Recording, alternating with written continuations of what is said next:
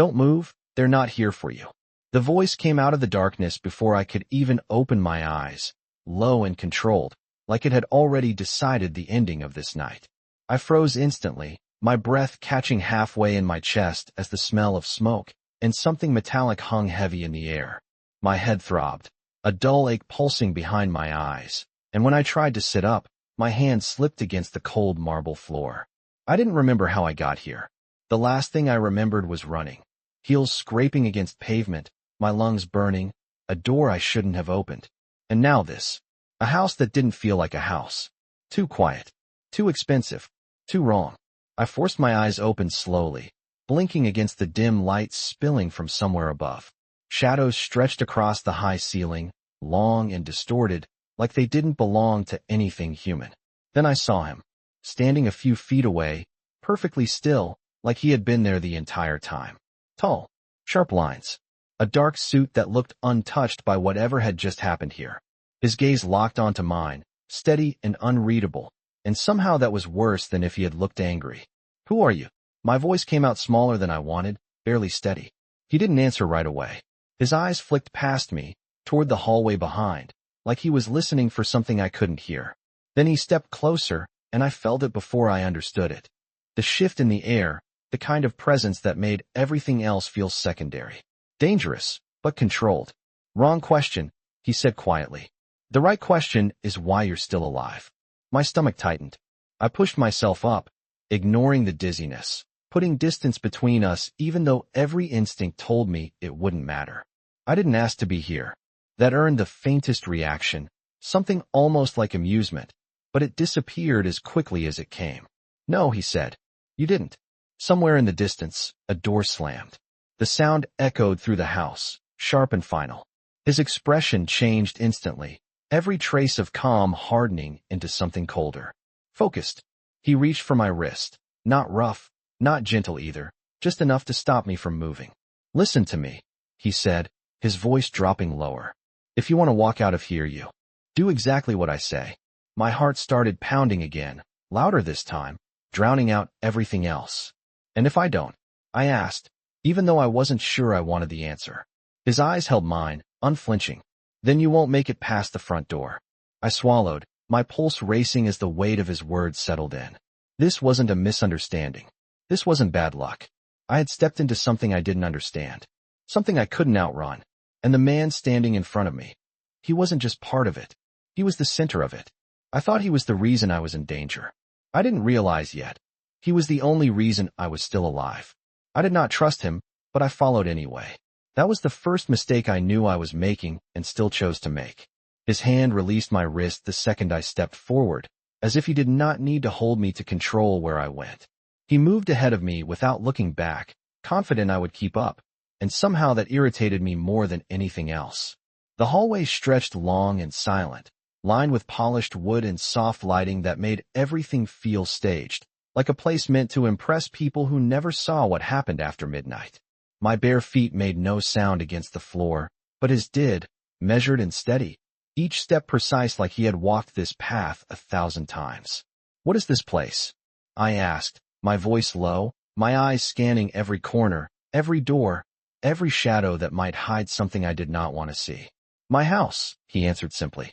That stopped me. You expect me to believe that? He slowed slightly, just enough to let me come closer, then glanced at me from the side.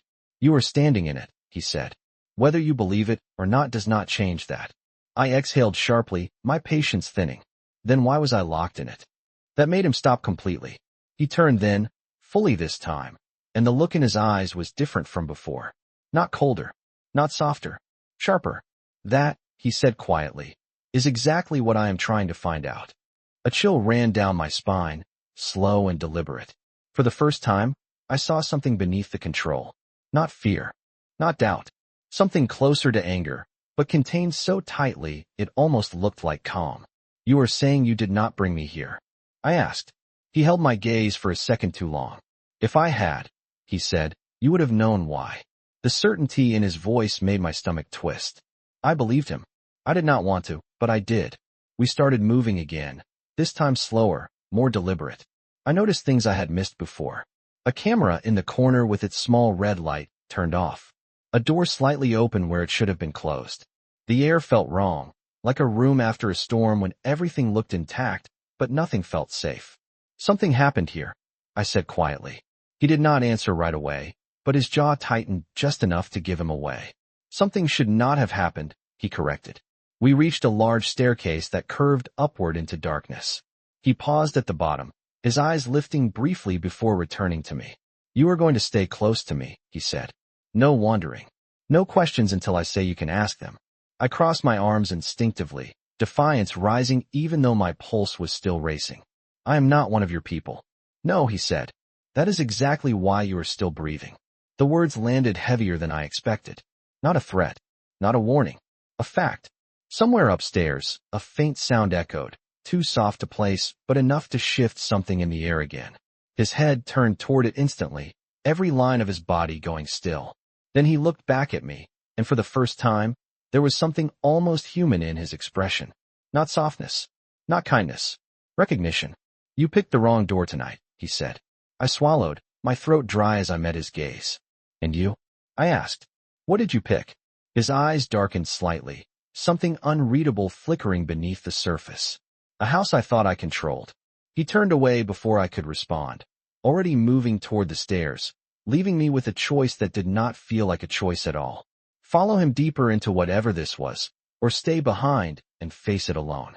I hesitated for half a second, then stepped forward, because something told me the most dangerous place in that house was anywhere he was not. I should have stayed downstairs. The thought hit me halfway up the staircase, quiet but persistent, like a warning I had already ignored too many times tonight. Each step creaked just slightly under my weight, the sound too loud in a house that felt like it was holding its breath.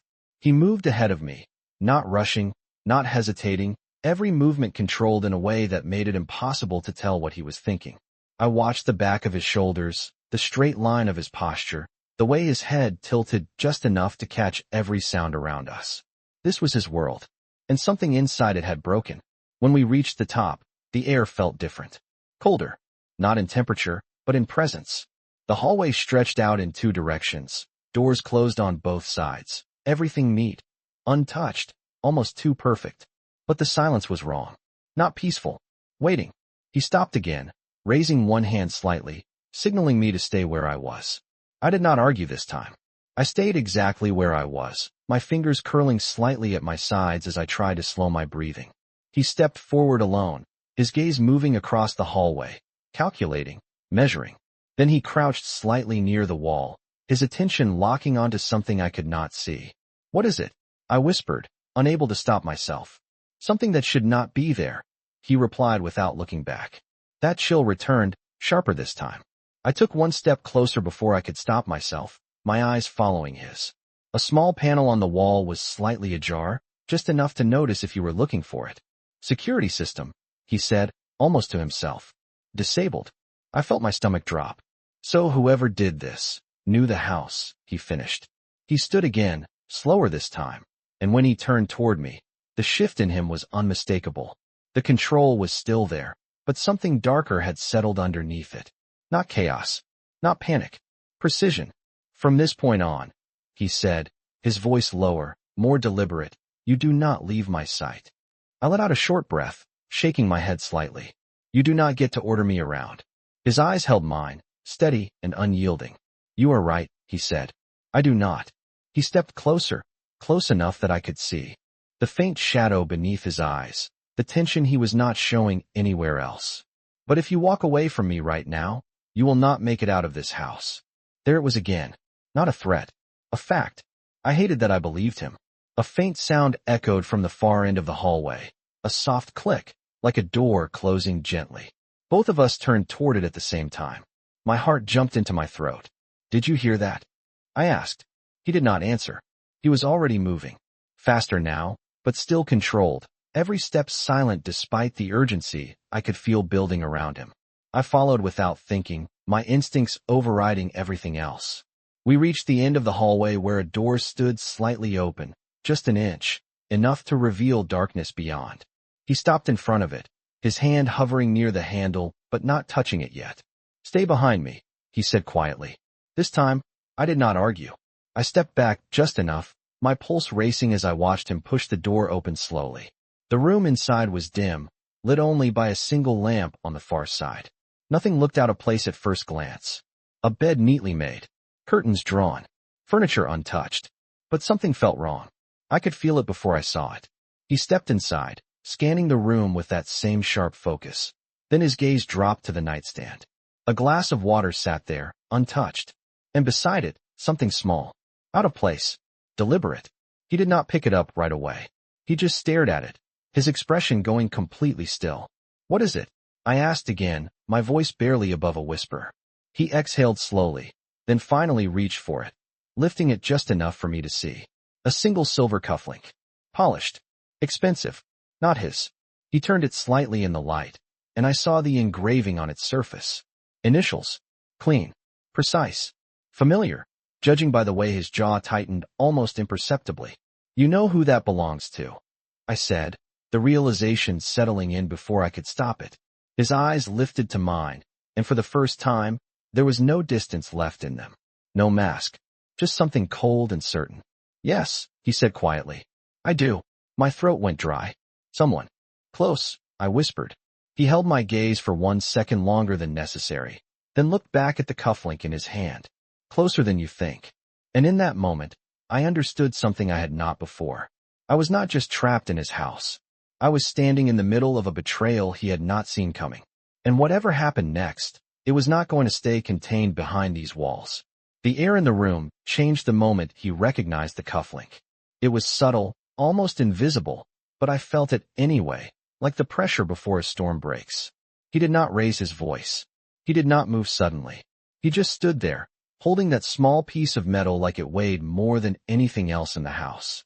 "We are leaving this room," he said finally, his tone calm but absolute. I did not argue.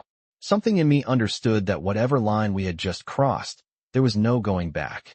I stepped out first this time, my eyes scanning the hallway with a new kind of awareness. Every shadow felt closer. Every closed door felt like it was hiding something. When he joined me, he did not walk past me like before. He stayed beside me, close enough that I could feel the shift in his attention, not just on the house anymore, but on me. "You should not have been here tonight," he said, almost under his breath. "I keep hearing that," I replied quietly. "But no one is telling me why." He did not answer immediately. Instead, he reached into his jacket and pulled out his phone, his movements precise, controlled. He pressed one button and lifted it to his ear. "Lock down the property," he said. His voice did not rise, but it carried weight, the kind that did not need volume to be obeyed. "No one in, no one out. I want every camera back online in 30 seconds. A pause. His jaw tightened just slightly. "Then fix it." He ended the call without another word. I watched him, something shifting in my chest that I did not want to name. This was not just a man reacting to a problem. This was someone used to control being taken from him, and taking it back. "You trust them?" I asked before I could stop myself. His eyes flicked to me, sharp but not angry. "I trust what I can verify," he said. "Right now, that list is very short." That sent another chill through me. If he could not trust his own people, then what chance did I have? A soft click echoed again, closer this time. Not from the end of the hall. From behind us. I turned instinctively, my breath catching as I saw one of the doors we had passed earlier now slightly open. I knew it had been closed before. I knew it. That door was not open. I whispered. He did not question it. He did not hesitate. He moved immediately, placing himself between me and the door, his body angled just enough to shield without making it obvious. "Stay here," he said quietly. "I am not staying anywhere." I shot back, my voice low but firm. "If something is moving in this house, I am not standing alone in a hallway pretending I am safe." For a second, something almost like approval flickered in his expression. Then it was gone. "Then stay behind me," he corrected. He pushed the door open slowly, revealing a smaller room this time. An office. Papers neatly stacked. A desk untouched. Everything in place. Two in place. He stepped inside, his gaze sweeping the space with the same careful precision, then stopping at the far wall. I followed just enough to see what he saw. A painting, slightly crooked. Not by much. Just enough that you would not notice unless you were looking for it. He crossed the room in 3 steps and adjusted it, revealing a small panel hidden behind it. Already open. My heart dropped. Another system? I asked. Backup access, he said. Internal override. I shook my head slowly, the pieces starting to fall into place in a way I did not like. So whoever is doing this, they are not just inside your house. I met his eyes, my voice barely steady. They are part of it. He held my gaze for a long moment, and this time, he did not deny it. Yes, he said quietly. The words settled between us, heavier than anything else that had happened so far. Because now it was real. Not suspicion. Not possibility. Certainty. I took a slow breath, forcing myself to think past the fear, past the confusion. Then why am I still here? I asked. If this is about you, why bring me into it? His expression shifted again, something more complicated now, something I could not read as easily. I did not bring you into this, he said. Someone else did.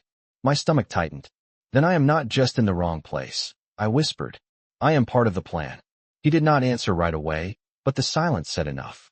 And for the first time since I woke up on that cold floor, I realized something worse than being trapped in his world. I realized I might have been placed there on purpose. The realization did not hit all at once. It settled slowly, piece by piece, like something my mind was trying to reject, but could not. I was not just in the wrong place at the wrong time. I was placed here. The thought made my chest tighten, my pulse quickening in a way that had nothing to do with running anymore. No, I said under my breath, shaking my head as I stepped back slightly. That does not make sense. He watched me carefully, not interrupting, not correcting, just observing the way my thoughts unraveled in real time. I do not know anyone in your world. I continued, my voice stronger now, pushing against the fear. I do not have enemies like this.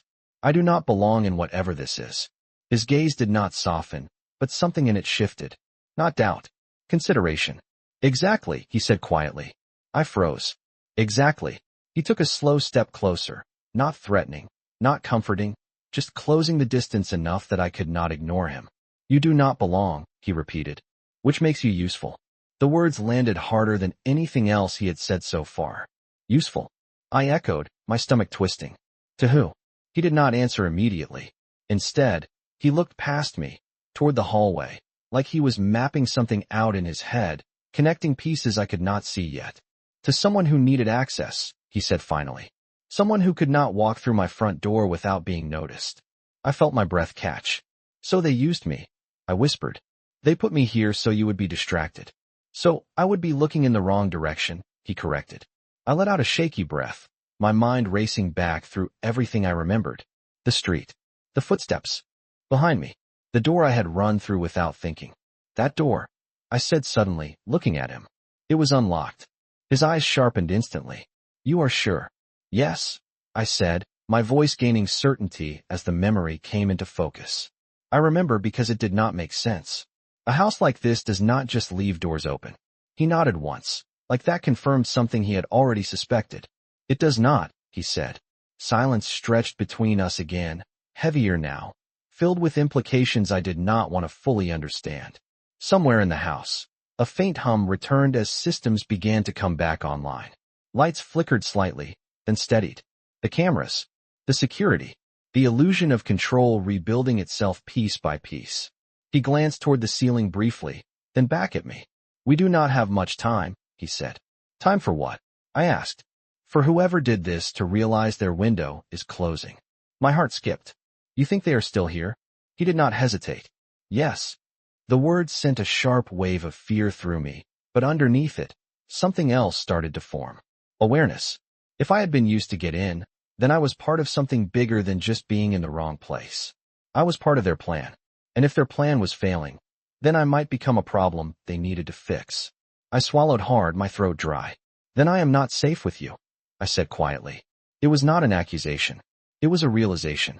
He held my gaze, steady and unflinching. You were never safe, he said. The difference is, he stepped closer, just enough that his presence blocked out everything else for a second. I am the only one trying to keep you that way. I stared at him, searching for something in his expression that would tell me he was wrong. I did not find it. Another sound echoed through the house, sharper this time, closer than before. Not a door, not a step, something mechanical, a lock engaging. His head turned instantly, his focus shifting with lethal precision. They are moving, he said. My pulse spiked. Where? He looked back at me, His expression set, decision already made. Toward us. The air seemed to tighten around those words, every instinct in my body screaming that whatever came next would not give me time to think, to question, to hesitate. I took a small step closer to him without realizing it, drawn by something I could not explain. Not trust. Not yet. But something close enough to it to matter. Then what do we do? I asked, my voice quieter now, steadier than I felt. He did not look away. We stop reacting, he said, and we make them come to us. And for the first time since this started, I saw it clearly. He was not just trying to survive this. He was turning it. Whoever had planned this had expected fear, confusion, chaos. They had not expected him to take control of it. And they definitely had not expected me to still be standing beside him when it happened. The shift happened faster than I expected. 1 second, the house felt like it was watching us. The next, it felt like it was closing in. The lights steadied overhead, casting long shadows that no longer felt empty. They felt occupied. He moved first, already turning away from the office, his pace sharper now, more direct. Stay with me, he said, not even looking back this time because he knew I would. I followed immediately, my heartbeat syncing with the rhythm of his steps as we moved back into the hallway. Everything looked the same, but nothing felt the same. The silence was gone, replaced by something quieter, more controlled. Intentional. Where are we going? I asked, keeping my voice low. Somewhere they do not expect, he replied. His hand brushed lightly against my arm as he guided me toward the staircase. Not forceful, just enough to direct. The contact sent a strange awareness through me. Not fear this time, but something sharper. Grounding. We moved down the stairs quickly but carefully, his attention splitting between me and the space around us. I noticed it now, the way he positioned himself slightly ahead, always angled to intercept anything before it reached me. It was not instinct. It was habit, and that realization unsettled me more than anything else. At the bottom of the stairs, he did not stop. He led me past the main hallway, toward a narrower corridor I had not noticed before. The lighting here was dimmer, softer, like this part of the house was not meant to be seen by guests. What is this place? I asked. The part of the house that is mine, he said. I frowned slightly. I thought all of it was yours. That earned a brief glance, something almost like irony flickering in his expression. That is what I thought too, he said. We reached a door at the end of the corridor, plain, unremarkable. He opened it without hesitation, stepping inside and motioning for me to follow. The room beyond was smaller, more contained. No windows.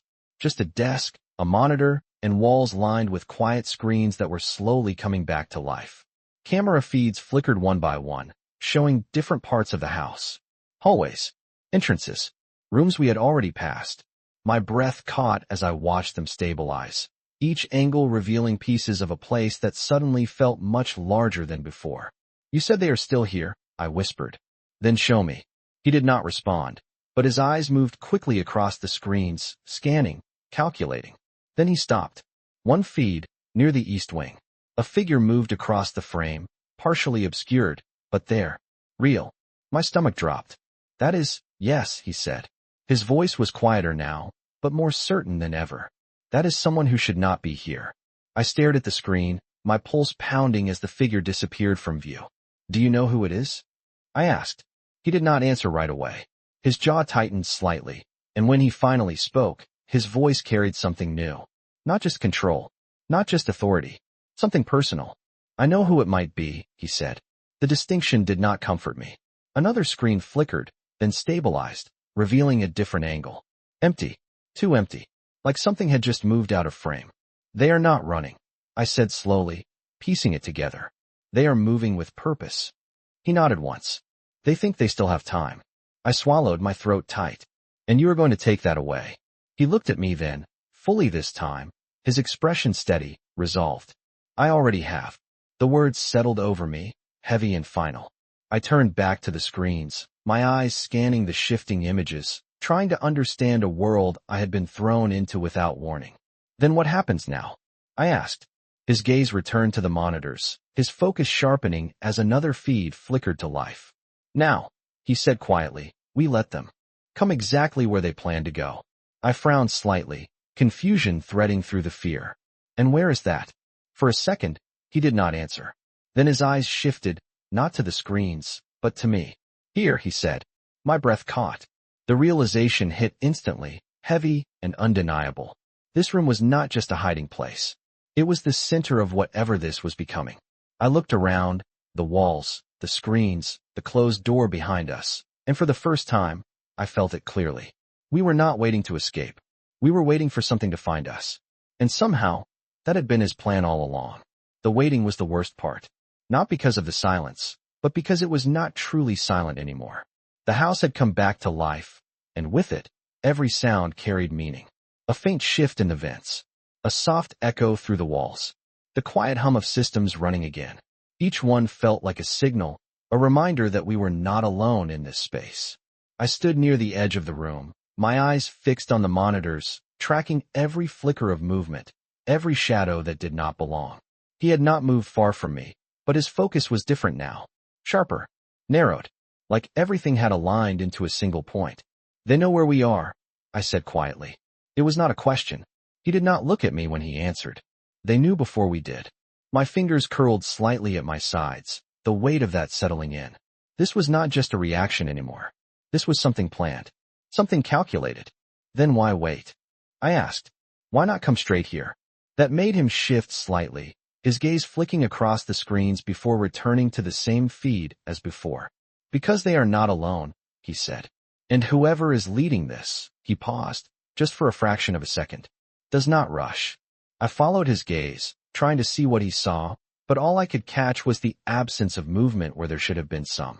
The kind of stillness that felt intentional. Then one of the screens flickered again, just for a moment, before stabilizing. A different angle. The corridor we had passed minutes ago. Empty. Except it was not. A shadow shifted at the edge of the frame, barely visible, but enough. My breath caught. There, I whispered. He saw it instantly. Of course he did. His entire posture changed, not visibly to anyone else, but I felt it. The way the air around him seemed to tighten, the way his focus locked in completely. They are close, he said. Not fear. Not urgency. Just clarity. I swallowed, forcing myself to stay still, to stay grounded. You said you know who it might be, I said slowly. What happens if you are right? That question lingered in the air longer than I expected. He did not answer immediately. Instead, his eyes stayed on the screen, watching, waiting. Then finally, quietly, then this ends tonight. The certainty in his voice made something in my chest tighten.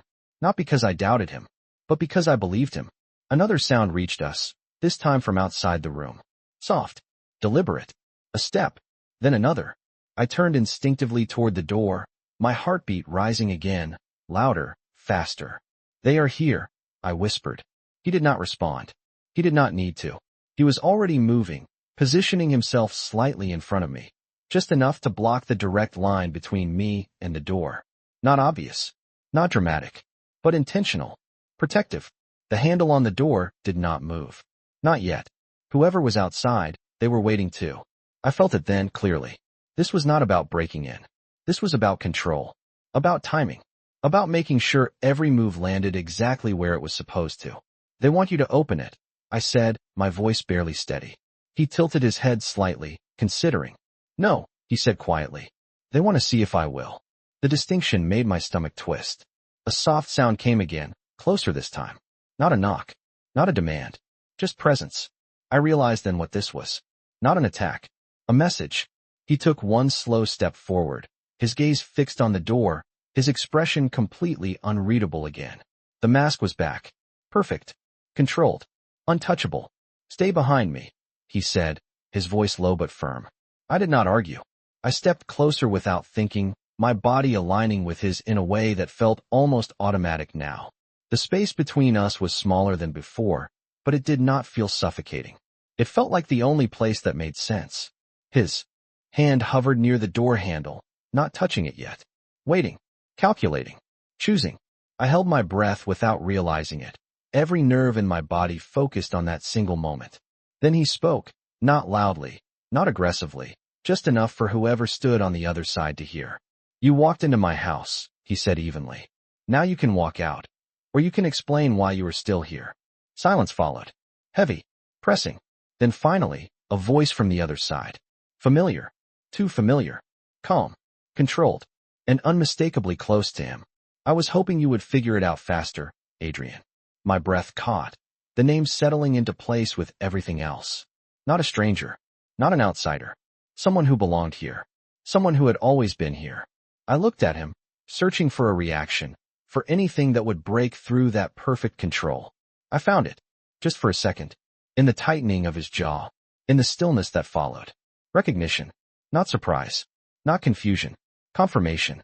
He had known, and that made it worse, because whatever came next was not about discovering the truth anymore. It was about facing it. The name did not echo. It settled, heavy, final, like something that had been waiting behind every unanswered question finally stepping forward. Adrian did not move his hand from the door, but everything about him shifted again. Not the sharp focus from before, not the calculated control. Something deeper, colder, personal. Victor, he said quietly. No hesitation, no doubt. The confirmation landed harder than the name itself.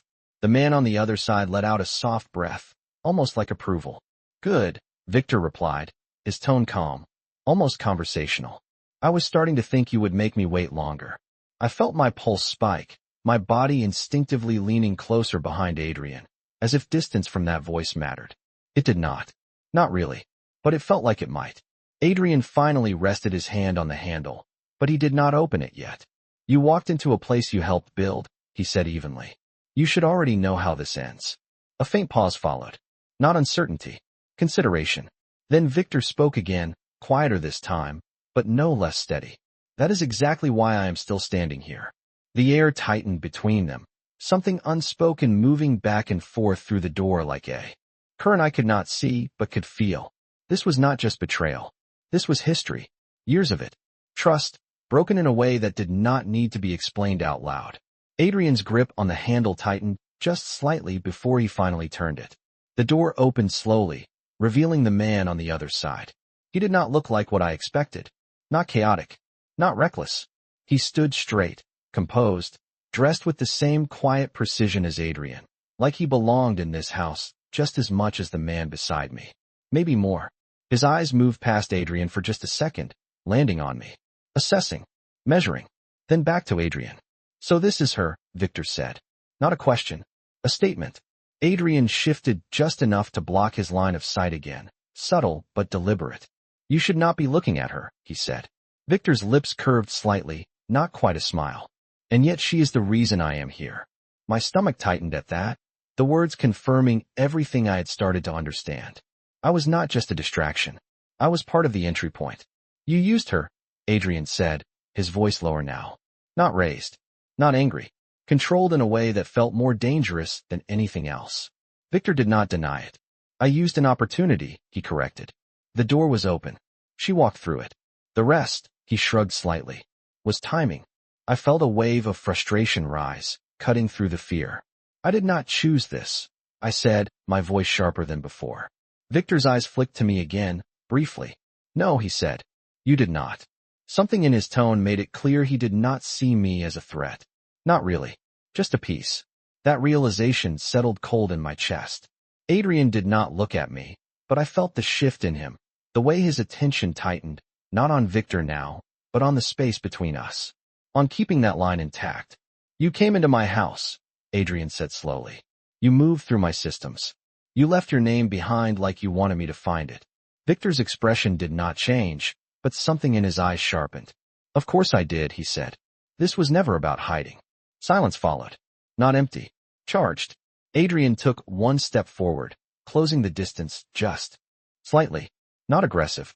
Not careless. Intentional. Then say it, he said. Victor held his gaze, unflinching. For a moment, it felt like the entire house was waiting with them. Then he spoke. You built something powerful, Victor said. Something no one could touch from the outside. His eyes flicked briefly toward the walls, the unseen systems around us. Then back to Adrian.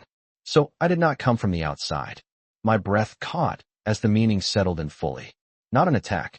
Not an invasion. A takeover from within. Adrian's expression did not break, but I saw it. The smallest shift. Not surprise. Not denial. Acceptance. The kind that comes when something you suspected becomes undeniable truth. You think this gives you control, Adrian said quietly. Victor shook his head once, slow, deliberate. No, he replied. I know it does. The confidence in his voice sent a chill through me, deeper than anything before. Because he believed it. Completely. And for the first time since this began, I felt it too. The balance in the room had changed. Not entirely. Not yet. But enough. Enough that whatever happened next would not be decided by who was strongest. It would be decided by who had seen it coming first. And standing there between them, I realized something else. I was no longer just part of the plan. I was standing in the middle of two men who had already decided how this night would end. And neither of them was planning to lose. For a moment, no one moved. Not Adrian. Not Victor. Not even me. It felt like the entire house had narrowed down to that single space between them, where everything unspoken carried more weight than anything they could say out loud. I could feel it in the air, thick and steady, like the outcome had already been decided somewhere beyond this room, and we were just catching up to it. Adrian was the first to shift, but it was subtle. A breath. A slight tilt of his head. The kind of movement that meant he had already calculated the next 10 steps, while everyone else was still standing still. You built your plan on what you thought I would do, he said quietly. Victor did not react, but his eyes sharpened just slightly. I built it on what you always do, he replied. Control. Contain. Eliminate the variable. The word hung there. Variable. I felt it land before I fully understood it, my chest tightening as I realized who he meant. Me. Adrian's gaze flicked toward me for a fraction of a second, not long enough for anyone else to notice, but I felt it. Not uncertainty. Not hesitation. Something closer to decision. Then it was gone, his focus returning to Victor. And you think I did not account for that? Adrian asked. Victor took one slow step forward, closing the distance just enough to shift the balance again.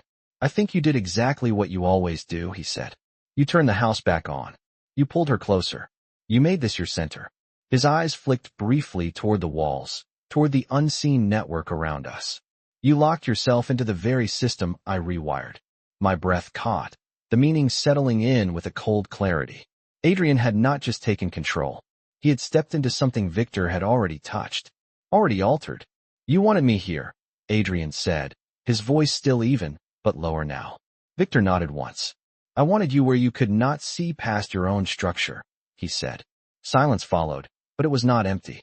It was shifting, changing. I watched Adrian carefully, waiting for something to break, for some sign that Victor had been right. It did not come. Instead, Adrian did something unexpected. He stepped aside, just enough to break the direct line between him and Victor. Just enough to reveal me fully for the first time since the door opened. Then you built your plan on the wrong variable, Adrian said quietly. My heart skipped, confusion flashing through me as both of their gazes shifted toward me at the same time. I felt exposed in a way I had not before, not physically, but strategically, like I had just been moved into the center of a game I did not know how to play. Victor's expression did not change, but his attention sharpened in a way that felt different now. Focused. Curious. She is exactly where she was meant to be, Victor said. Adrian shook his head once, slow, deliberate. No, he said. She is exactly where you think she is. The distinction was small, but I felt it. Victor did too. For the first time, something flickered in his expression. Not doubt, but calculation adjusting in real time. Adrian took another step, not toward Victor, but toward the side, shifting the angle again, changing the space between all of us. You needed me to react, Adrian continued. To close the system. To trap myself inside it. Victor did not interrupt. He was listening now. Really listening. But you forgot something, Adrian said. I do not repeat patterns. I break them. My pulse quickened, the words settling into something I could not fully grasp yet, but felt was important. You came in through an open door, Adrian said. You rewired what you could reach. You waited for me to step exactly where you expected. He paused, just long enough for the weight of it to build. But you never asked why that door was open in the first place. Silence fell again, heavier this time. Victor's gaze sharpened, something shifting beneath the surface. Doors do not open themselves, he said. Adrian's expression did not change. No, he agreed. They do not. I felt it then. The shift. Not in the room. In the understanding. My mind raced back to that moment. The door. The way it had felt wrong, but I had ignored it. Not an accident. Not a mistake. A choice. But not Victor's. Victor took a slow breath, his posture still controlled, but something had changed. The certainty was no longer absolute. You were saying, he started. Adrian did not let him finish. I am saying, he cut in quietly. You walked into something you did not create. The words settled between them like a final piece falling into place. Victor's gaze flicked briefly toward me again, but this time, it was different. Not just assessment. Reevaluation. And in that moment, I understood something I had not before. I had not just been used. I had been positioned. But not by him. Adrian stepped forward again, reclaiming the space without force, without urgency, just presence. You thought you were the only one moving from the inside, he said. You thought you were ahead. His voice lowered slightly, not louder, but heavier. You were not. Victor held his gaze, the silence stretching as both of them stood there, recalculating, adjusting, shifting strategies in real time. Then finally, Victor exhaled slowly, something almost like a quiet realization passing through his expression. You planned this, he said. Adrian did not smile. He did not need to. I prepared for it, he replied. The distinction mattered. I could feel it even if I did not fully understand it yet. Because this was not about who started it. It was about who finished it. And standing there between them, I realized something else. This night had never been about me escaping his world. It had been about him revealing it. And now, there was nowhere left for the truth to hide.